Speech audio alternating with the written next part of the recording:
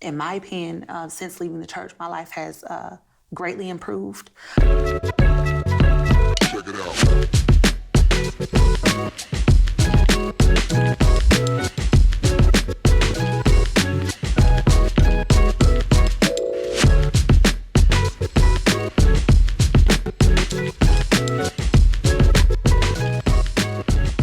What's up, everyone? This is Lisa Fields, the founder and president of the Jude 3 Project, and I'm excited about our new series, Why I Don't Go. Now, the reason this series is important is because I think it's important to listen to people who have left the church and understand why they don't go, not in a judgmental way, but as you heard me say many times, the greatest apologetic tool is listening.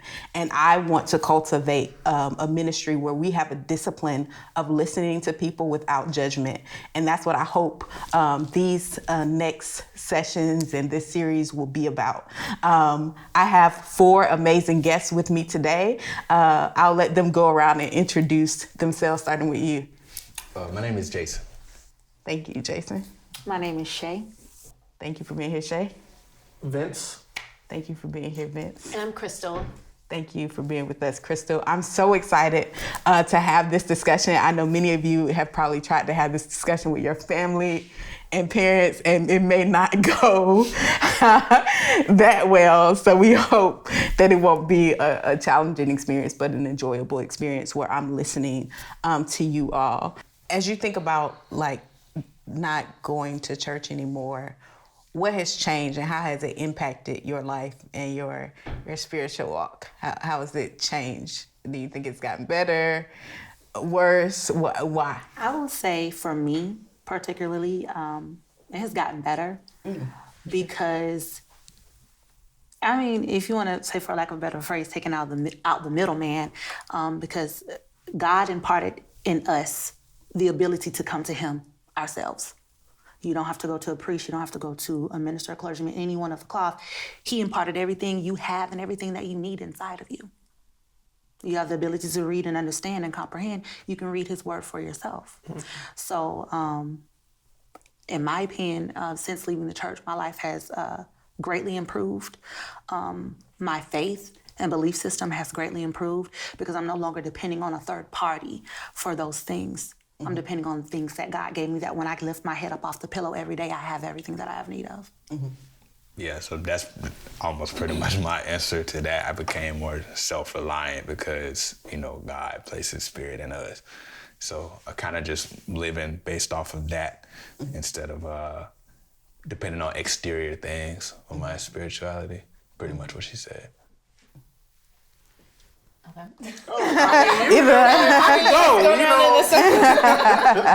No, I feel like my spiritual walk is a lot better than where it was. I think because I did grow up in the church and I had it was like this pressure to go every Sunday. Mm-hmm. And it wasn't from anybody else. I realized it was my own self-pressuring myself to go every Sunday because that's just what I was supposed to do. It became a ritual or a tradition instead of I'm going because I want to be there. Right. So, I kind of went like up and down, for several years deciding like, is Jesus Christ real? Should I even be calling Him that? Is that even His name? Is it, what is His name?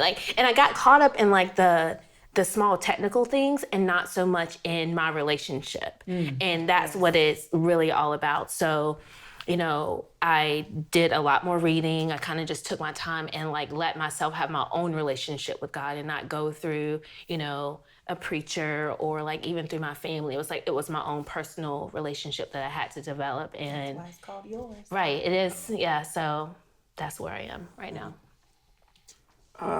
So I guess for me, it has always been up and down, even when I was there. Like, conceptually, I feel like you're right. Like, it's a taught behavior in a lot of ways, even if you're only in the church for a small period of time. So, like, before 2010, I wasn't even saved. So I actually didn't care or didn't believe in God at all. And when I became a believer, you got that whole, I'm on level 10, right? and then halfway through, you're like, is there more? I'm a little hungry for something different, something more fulfilling, right? But now, since leaving the church, I think that I did have a dip. And I think that was more because of COVID than anything, because we have isolated ourselves, right? And when you leave something that you've been so attached to, and then you're already in an isolated state, how do you deal, right? And it's exactly. And so then you're like, oh, okay, what to do? Then you start taking it out on everybody around you or pushing people away and stuff like that. So that can kind of happen. But, you know, I have a great support system that I feel I've developed. My relationship with them is really kind of what kept me there. I questioned it.